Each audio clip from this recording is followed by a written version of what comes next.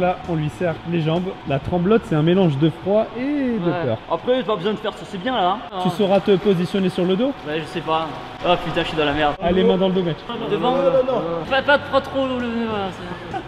Ah, mais je peux pas sauter comme ça dans l'eau, ça c'est sûr. Hein. J'aime pas cette sensation là de pas être libre de mes moyens là. Allez, 3, 2, 1, go! Oh, allez.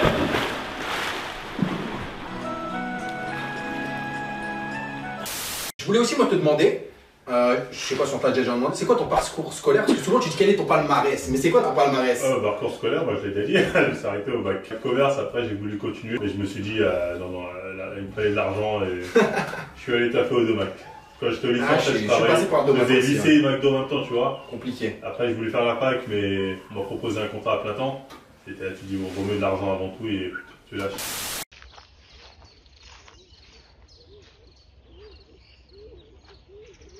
Cette vidéo a des airs de déjà vu. Non? Je peux rien faire là. Je peux rien faire. Ok.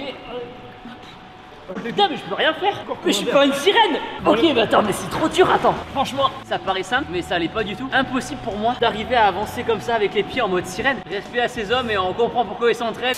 Est-ce que t'es plutôt team Vegeta ou team Goku? Team Goku. Pourquoi? Machi. Machi. Le M, Machi.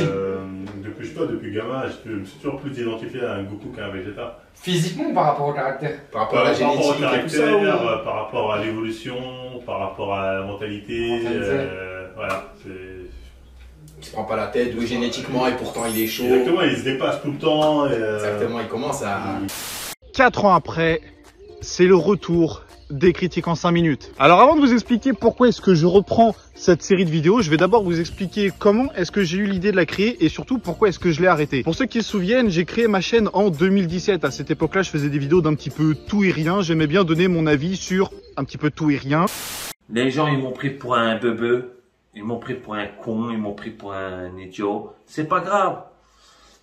Donc, معليش les camemberts. Oui, vous avez des physiques qui sont largement au-dessus, je pense, de la moyenne du fit game. Ça, faut être assez clair.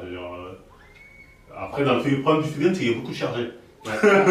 C'est ça. Mais même parmi les mecs chargés du fit game, je pense que tous les trois. D'ailleurs, c'est peut-être ça qui est un peu suspect. C'est le seul argument moi-même que j'avais quand on regarde vos physiques différents. Je me suis dit, ils ont des physiques impressionnants, ils sont très bien.